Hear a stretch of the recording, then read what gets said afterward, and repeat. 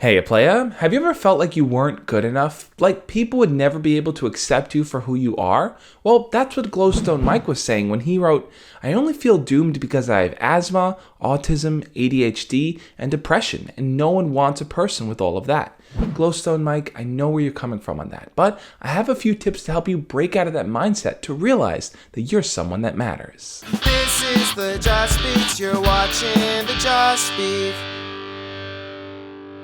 For those of you that are new here, my name is Josh, and every single Monday through Friday, I make videos sharing tips, ideas, and stories teaching you how to be your best self. And learning to accept yourself for who you are can be difficult if the people around you just ain't having it. It seems like it's human nature to compare yourself to other people. It helps you get a better understanding of where you stand in relation to everyone else. But the problem we run into is that we see the standard of people around us as being the norm, and anything outside that standard as being abnormal. And this is just a bad way to see the world. Just because something isn't the standard doesn't mean it's not normal. Take, for example, people who wear glasses versus people who don't, or people who have braces versus people who don't. The majority of people in the world don't have glasses or braces, but it doesn't make them any less normal. So if we toss that word normal out for a second, we then start to see that every single person is an individual. They have their own stories, their own experiences, and their own life. And it's just the truth. There are no two people in this world who have the exact same story. So everyone is writing things in their own way as they go along. And in your case, there's no one else in this world exactly like you.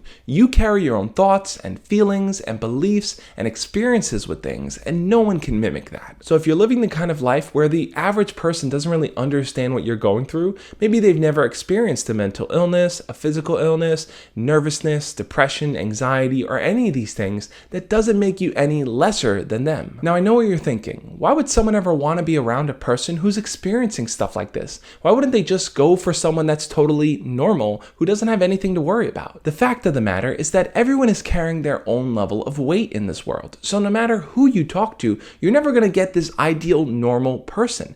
Everyone has their own things that they're experiencing. So if you feel hopeless and that no one is ever going to accept you for who you are, there's one thing you really need to do. And that's to take some time to accept yourself for who you are. Your struggles and your challenges are not what define you, but how you persevere despite all of them. Change your focus from being all about that perfect partner that everyone wants to being what you have to offer, your unique qualities and your best self that other people can connect with. Because there are people out there who could really benefit from hearing your experiences and being around you to soak up your strength and your courage.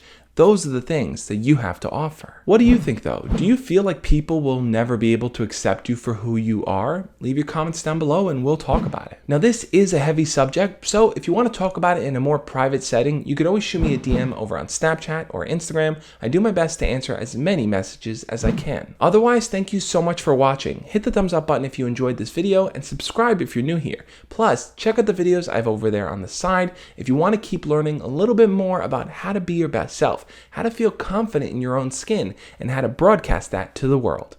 I'll catch you guys next time. As always, love and peace.